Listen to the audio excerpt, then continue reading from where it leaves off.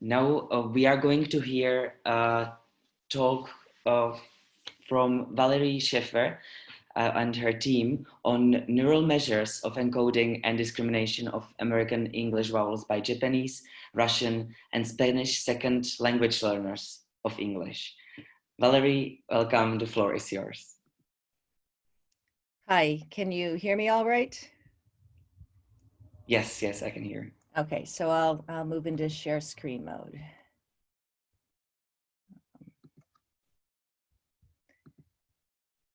Okay, can you see that fine? Yeah, I can see it. Oh, okay, let me just go into presenter mode. I'll say good morning from New York. It's bright and early here. And you're the first people I've talked to this morning, so I'll hope my voice wakes up as I start moving through this talk. So the aim of this study was to examine to what degree neural measures of second language speech perception reflect first language speech perception routines and or proficiency in the L2, although I'm not really going to talk much about proficiency, although that can come up in the question section. So to do this, we were using neural measures of speech processing and behavioral measures of speech discrimination in L2 learners of English who had either Japanese, Russian, or Spanish as the L1. So this is to show you where we're heading with this. I'll present our theoretical framework. Then I'm going to spend a little time giving you some background on the neural measures we're going to be using, the mismatch negativity and the T-complex. And then I'll go back into the specific study designs and results and discussion and conclusion from this study. So first, I just wanted to remind people what's happening with speech perception. So, I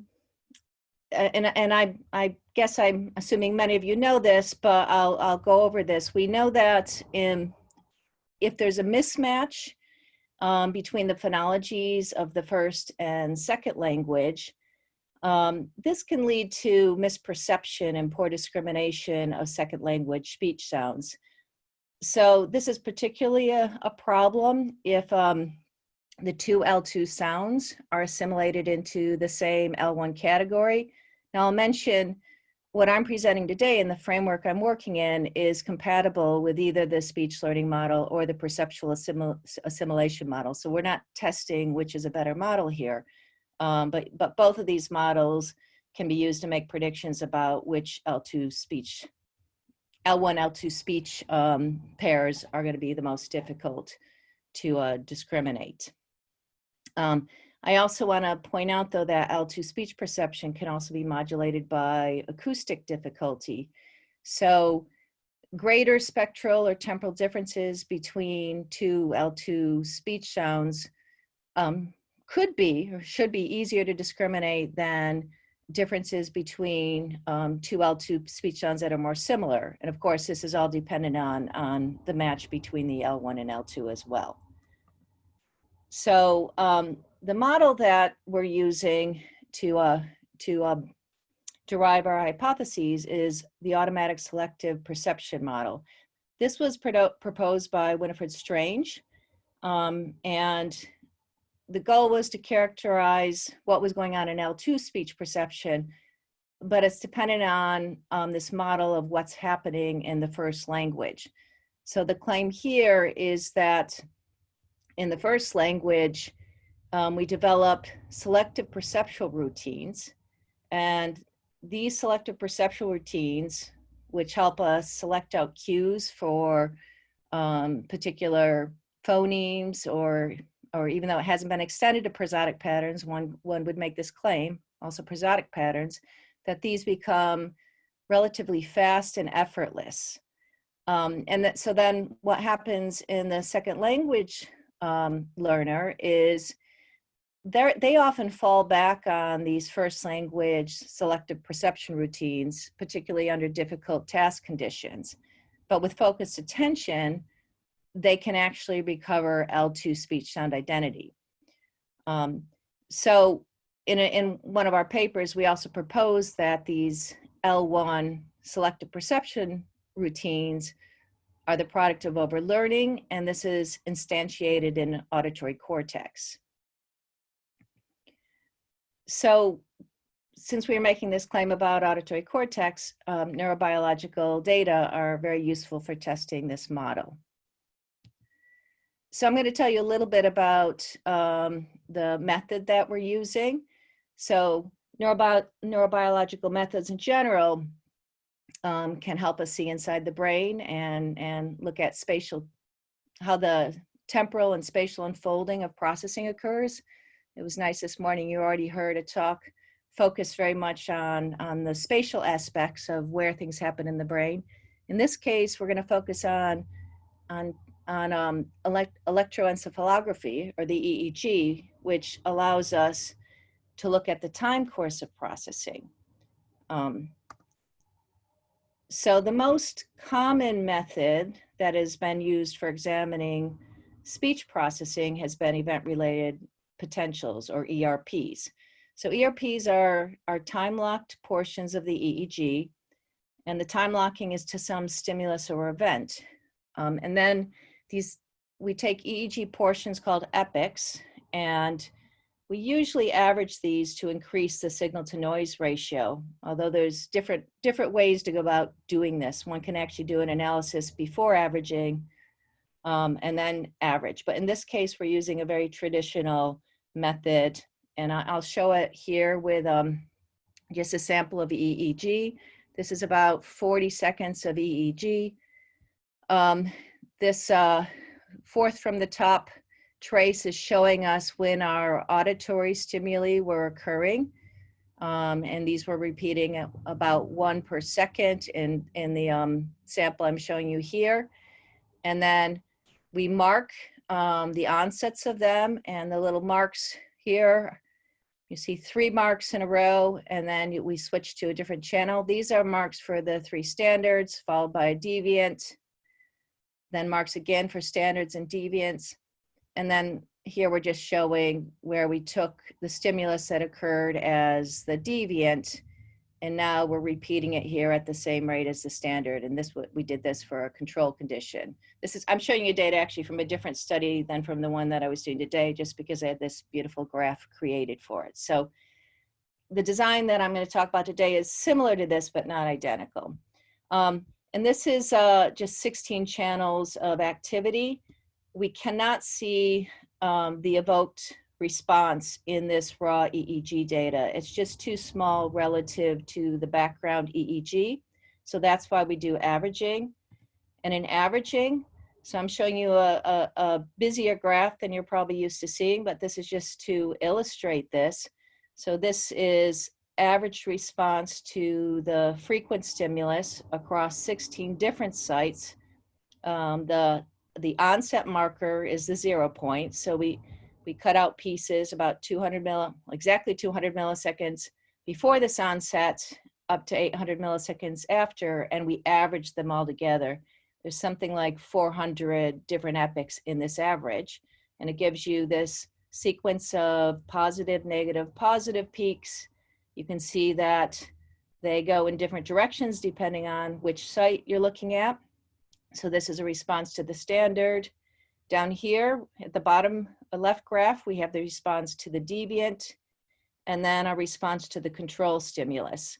And what we do is we take the deviant minus the control, or the deviant minus the standard. In some cases, you might not have a control condition in your study, then it has to be deviant minus the standard.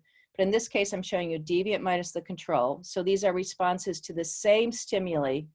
Just in this deviant case, it occurred rarely with standards in between, at least 3 standards in between each of the deviants. In the control condition, it repeated that stimulus at the rate of 1 second in this case. So we subtract these, and over here on the right, we get this mismatched negativity response. Again, I'm showing you all 16 sites, which you won't see in papers. Usually a paper will select 1 site, and they'll show you 1 big negativity. This negativity that's peaking around 200 milliseconds is largest at the top of the head at frontal central sites, And this red trace here is from an electrode behind the left ear on the left mastoid, and it's inverting and showing the opposite pattern. And this is a classic mismatch negativity. And just to show you the topography, the blue here is the top of the head, which corresponds to this negative going trace. And the red in this particular graph is coming from electrode sites at inferior sites behind the ear and in the back of the head. And you can see that these traces are going in the opposite direction. So some of our predictions from this study in part were based on this earlier study we did with Miwako Hisagi. And I wanted to show you that, this mismatch negativity response has previously been used to show that experience with a language influences the amplitude of this response. So in this particular study, Japanese native listeners, American English non-native listeners were listening to nonsense word forms based on Japanese phonology. These were tado with a short a vowel versus tado with a long a vowel.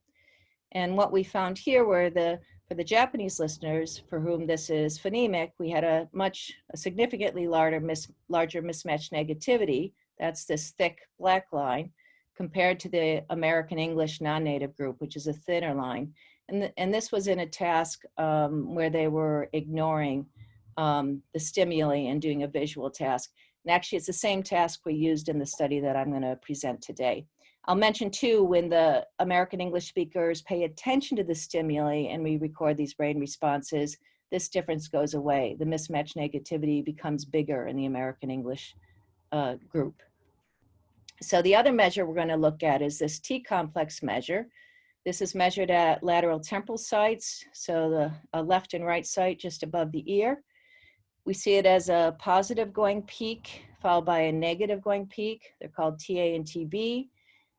These seem to be measuring encoding of stimulus information coming probably from lateral auditory cortex, although for most of these measures, there can be contributions from other areas as well.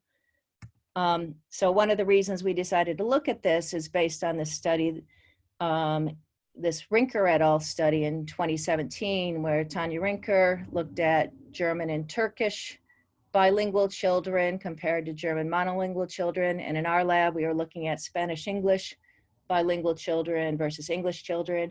These are very young children as well. They were between, I think, 4 and 7 years of age. And we can see this T-complex measure in the monolingual kids as this thick black line here. And actually developmentally, it's emerging.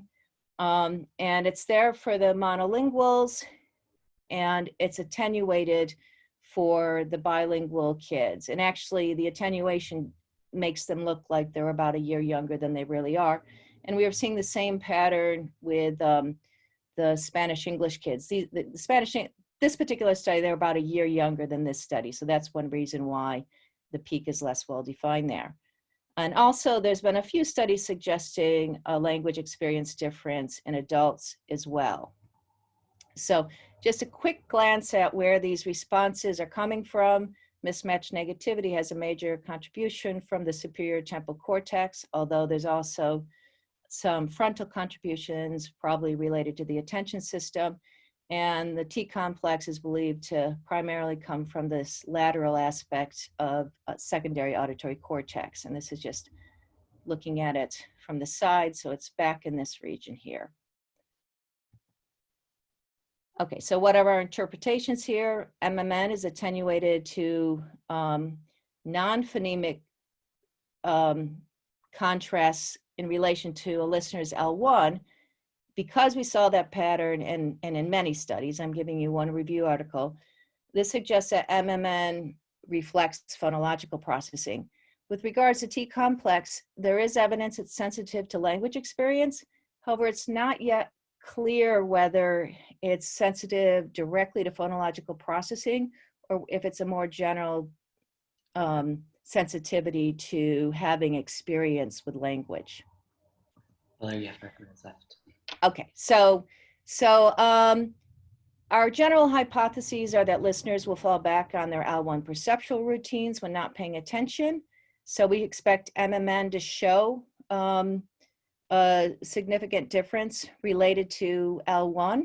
And the T-complex, we were a little less sure what that was going to show. So in this study, we looked at 4 groups. They're all adults, about 12 per group. They arrived in the US later than 13 years of age. I don't have time to say much about the language background data, but we can get to that in the question time. Their EEG task was to ignore the auditory stimuli while they were doing a visual task. And then that was followed by a speech perception task where they actually had to press a button and respond to the stimulus. And we collected the EEG from 65 electrode sites. So the stimuli were actually these 3 low vowels, uppa, well, when we did it in 2-syllable words, uppa, appa, appa, very difficult for many non-native speakers of English or second language learners. Uppa was shorter in duration than both appa and appa, so we also wanted to see if that duration cue is more salient. And appa and appa are the same in duration. Japanese, Russian, and Spanish only have 1 vowel in that particular region. We actually predicted Japanese speakers would perform better than the other 2 groups because duration is a phonemic cue in their language. So we thought at least for appa compared to the 2 longer vowels, they should show better discrimination at the behavioral level, but also at the neural level. Spanish listeners, we expected would show very poor discrimination because they don't have duration as a cue, and spectrally these are very difficult. We're a little less certain with the Russians because they also only have 1 low vowel, but they also use duration as a cue for stressed versus unstressed syllables. And this is what the listeners were hearing. They were hearing appa, appa, appa, appa, appa, appa, appa, appa for a very long time, about 45 minutes. And then the other condition, we'd flip it the other way around, appa, appa, appa, appa, and so on. So I'm just going to show you the behavioral data first because it will help orient you. The first observation we'll make is that appa versus appa, this is when it was the standard appa, appa, was difficult for all the second language learning groups. American English listeners, of course, were performing well. They're up above 90%, identifying 90% of the targets. The second point here is when we add in a difference between duration with appa versus uppa, now the L2 groups are performing better. They've gone up over 10% in their ability to detect the oddballs.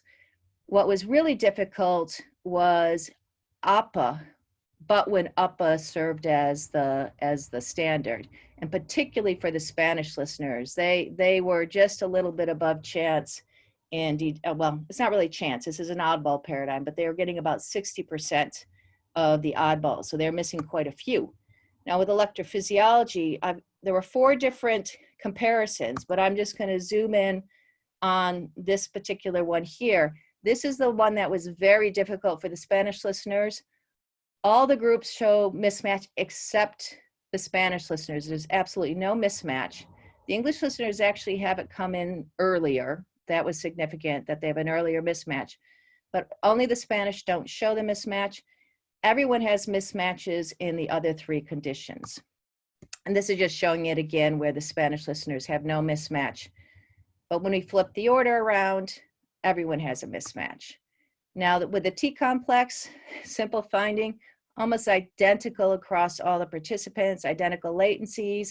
These, what appear to be slight differences in amplitude, are not significant. So they all showed good encoding of in this case, it was the standard stimulus.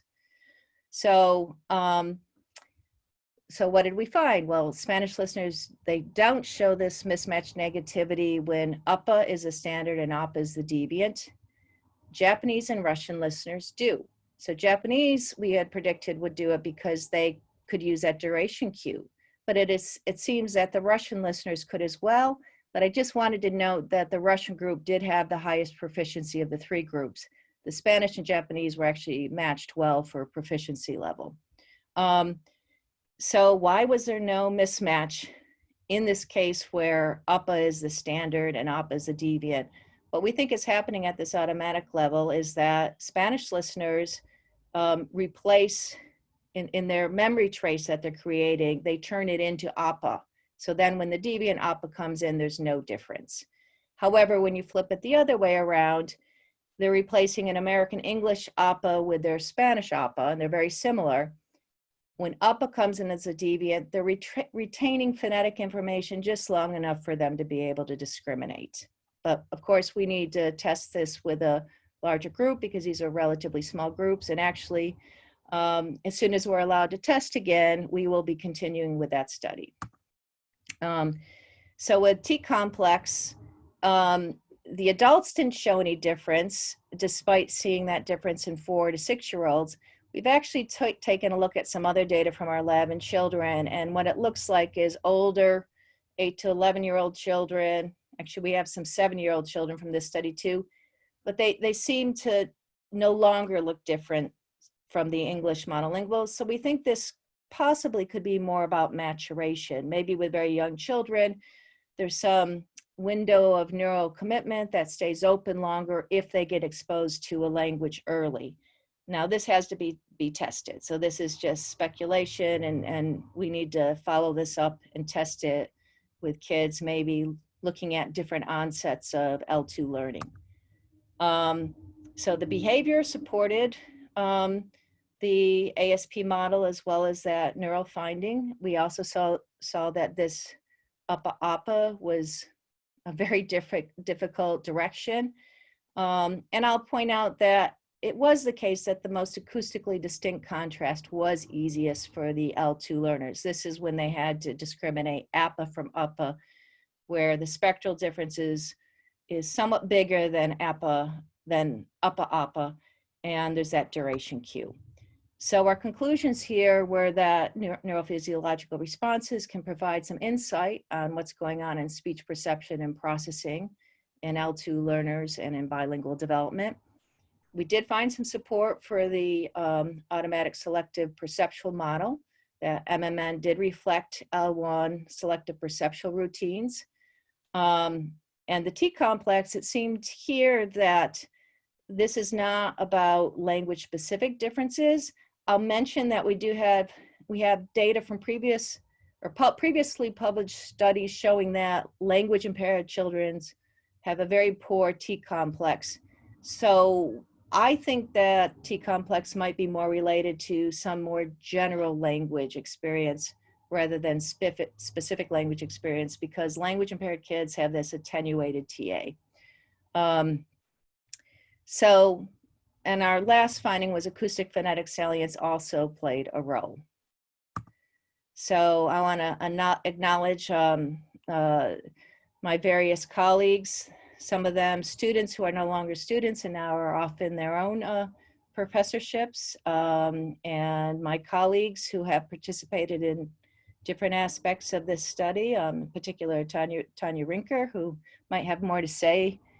I wish she could answer questions as well, but maybe she can type an answer in a chat. And of course, funding from NIH and NSF. And you can always send me an email. My email is listed on this slide. And of course, I have not been in across from the Empire State Building since early March. So I'm hoping to get back there soon myself. Thank you. Thank you very much. Thank you for the interesting talk, Valerie. We have a question in the chat indeed. So I encourage the panelists who can't answer questions in the QA section to do so in the chat. We are checking the chat as well. This question is coming from Thomas Bach. And he asks, did you look whether there is any relationship between your behavioral and the mismatch negativity measures and their subjective assessment, meaning estimation how well they performed? Yes, we did. Interestingly, there was no correlation between the behavioral data and the mismatch negativity. So what it really was a group effect. So the Spanish listeners, most of them generally, about half of them performed really, really poorly. And the other half were okay. I mean, nobody was great. They were all worse than the English speakers at detecting or from right? But there wasn't a correlation. Nothing even approached 0.2. And actually, we did a number of correlations, also looking at other measures like language experience. I'm seeing which graphs I have in here. I don't know. This just shows a little more. I think it's probably this one. This was just their fluency ratings. They did some self ratings, but we had some other measures as well, and their self ratings correlated pretty well with the other tests we did. So there was no relationship with their overall judgment or a mean judgment. We actually looked specifically at pronunciation as well. No correlation. And we had a fairly lengthy language background questionnaire, and there was no correlation with amount of input or with age, even when we collapsed across groups.